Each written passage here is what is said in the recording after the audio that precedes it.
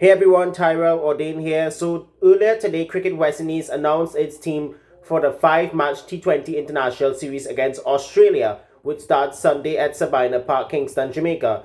There are two new faces in the T20I squad in Jules Andrew and Jediah Blades, who were a part of the Cricket West Indies T20 Breakout League that took place in Trinidad and Tobago just over 2 months ago. Andrew, who burst onto the scene during last year's Caribbean Premier League after having a stellar ICC Under-19 Men's Cricket World Cup campaign for the West Indies in South Africa, played 7 matches for the Antigua and Barbuda Falcons, 6 innings, scoring 128 runs at a strike rate of 111.30, plus became the youngest debutant in the history of all T20s to score a half-century 50 not-out on debut at the age of 17. And during this year's Breakout League in Trinidad, he played 7 matches, scoring 117 runs, and played 2 critical knocks, 47 of 28 deliveries in one match, and 36 runs of 25 in another, both contributing to Leeward Islands' thunder in those 2 victories respectively. They did make the final, where they lost to Trinidad and Tobago Legans by 19 runs.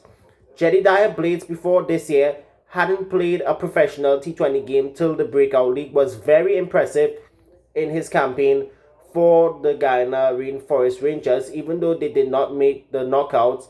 Did play 5 matches, took 10 wickets at an economy rate of 7.66, and had best figures of 3 for 25 playing for the Rangers. Between the two of them, in my opinion, you can't say that Blades did deserve the call-up for those good performances. And I'll say one more thing. He will get better once he gets those opportunities, and only time will tell. If I'm not mistaken, he did play an ODI some time back. I'm not too sure, I have to go it over, but he will get better. As I said, I did watch him on live television, did take in those wickets, and he really impressed me a lot. Excuse me, guys, but the big story that came out today was that Andre Russell will retire from international cricket following the second T20I in front of his home fans in Jamaica. Though he was a part of the 2 West Indies teams that won the 2012 and 2016 World T20s in Sri Lanka and India respectively, he did make significant contributions here and there for West Indies, despite most of the time he would be involved in franchise leagues all over the globe respectively. In my opinion, Russell should have retired from internationals after last year's T20 World Cup in the Caribbean, in which the West Indies did exit in the Super 8s.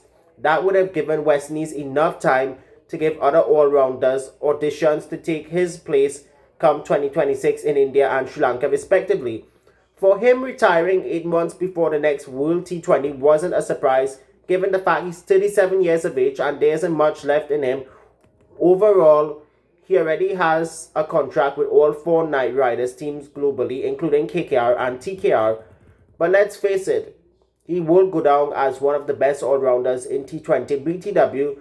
Just not too long ago, ESPN Cricket Info rated him the 5th best T20 player of all time. That is something I will disagree with. There were other greats who did have successful careers, but Russell will go down as one of the best power hitters T20 has seen once he retires completely. Had he had continued playing international matches despite his issues with CWI and previous administrators, his records would have been even better as a white ball player. And had he had focused more on first-class cricket, he would have actually have played more test cricket. But just like with Bravo and Pollard, he preferred the shortcut. Why I'm saying this is because if you look at his ODI career, he only played 56 ODIs, 1,034 runs at an average of 27.21, but the strike rate is the most important thing. He had a strike rate of 130, which is better than Shahid Afridi, Chris Gayle and Rohit Sharma, and a high score of 92 coincidentally was against a Suresh Raina-led India team, which they lost to at the 3rd ODI, which took place at North Sound, Antigua in 2011. As a bowler, he took 70 wickets at a bowling average of 31.84 with figures of 4 for 35. Coincidentally, that did happen during the 2011 World Cup. In T20s, which was his prime time format, he played 84 matches, scoring 1,078 runs at just 22, with batting average of 22 with a strike rate of 163.8. His highest score was 71, took 61 wickets at 30.59 with his best figures being 3 wickets for 19. Of course, the team would be led by Shea Hope with seasonal campaigners such as Jason Holder, Akil Hussain and Rodman Powell in the mix there. This is one of those series where West Indies badly needs to improve its T20 rankings, which will build momentum heading towards the next T20 World Cup in India and Sri Lanka respectively. Don't forget they have a 3-match series against Pakistan at the end of July into August that is taking place in Florida, which is gonna definitely help them along the way. But they need to find that team unity after that embarrassing 27 all out and the 3-0 wide rush. Despite all the bowlers doing the hard work, they need to get back on track.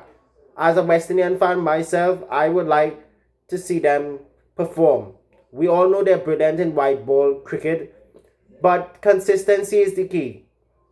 This is Tyrell Ordain wrapping it up here. Remember to subscribe to my YouTube channel for more daily cricket updates. So until then, folks, be good, be cool, stay frosty, and we'll continue. Bye for now.